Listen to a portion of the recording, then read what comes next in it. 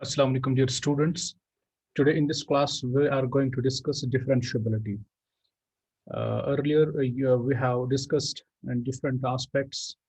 For example, we have discussed functions, we have discussed the limits, we have discussed continuity. Now we are going to discuss the differentiability of a function.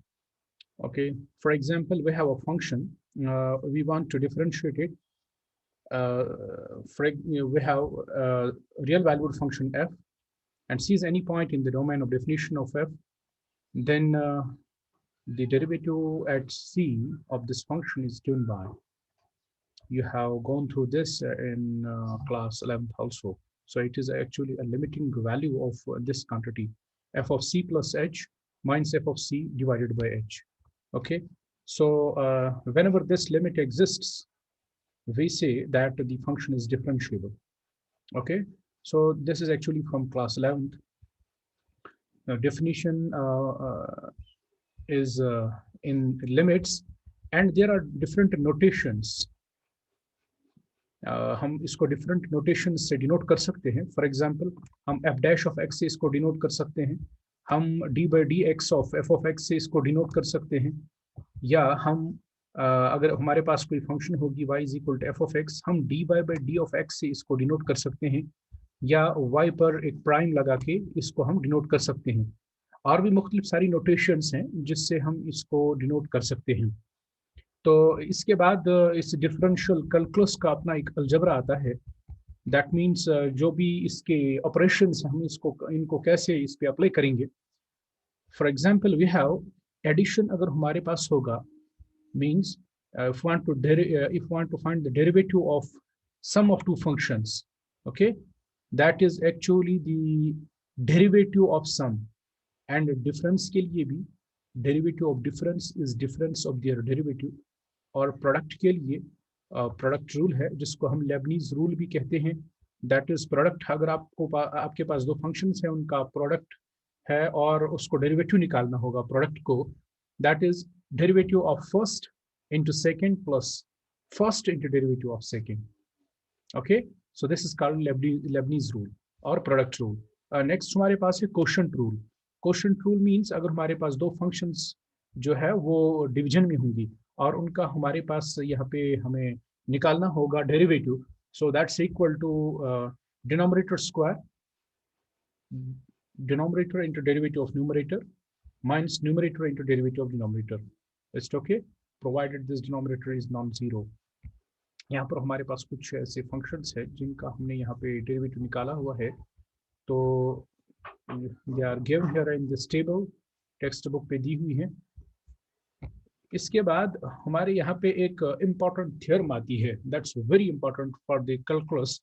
In fact जो भी आपके differential calculus जो भी आपको पढ़ना होगा उसके लिए ये एक बहुत ही इंपॉर्टेंट थ्योरम है.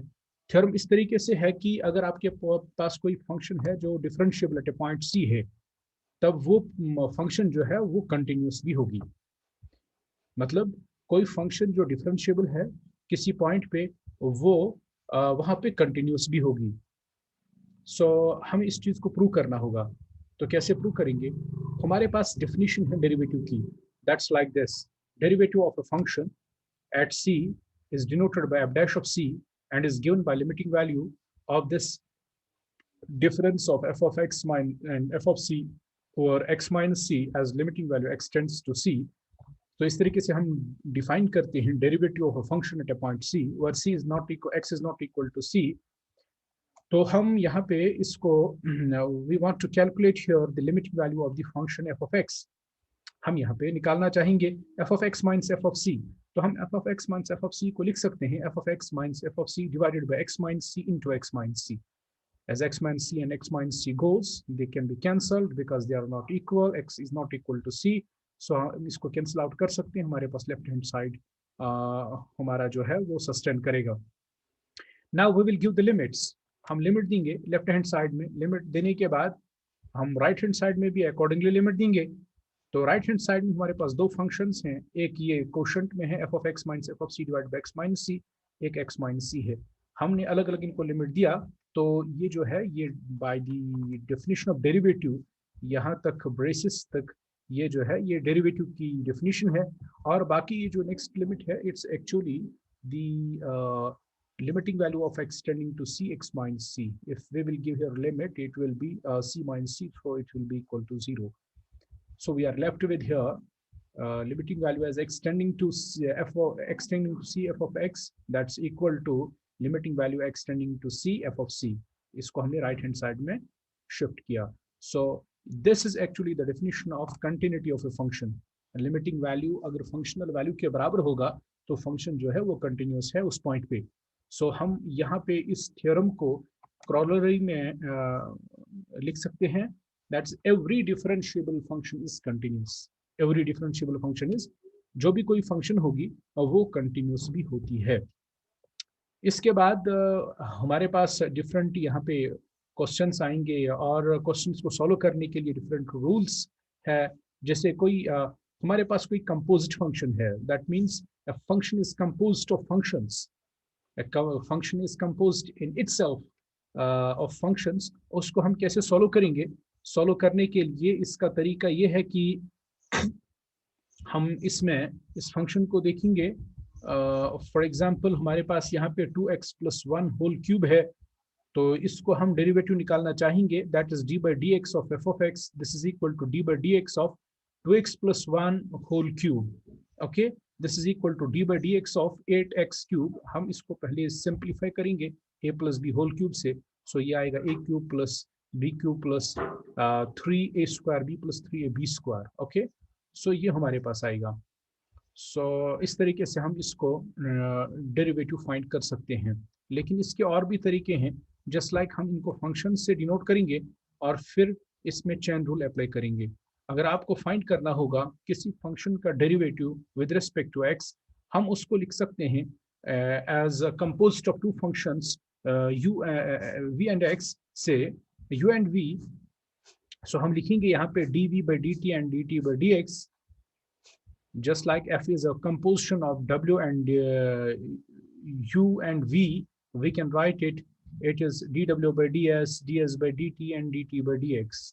And जितने भी हमारे पास यहाँ पे इसके compositions होंगे, हम उतने compositions में इसको break करके लिख सकते हैं.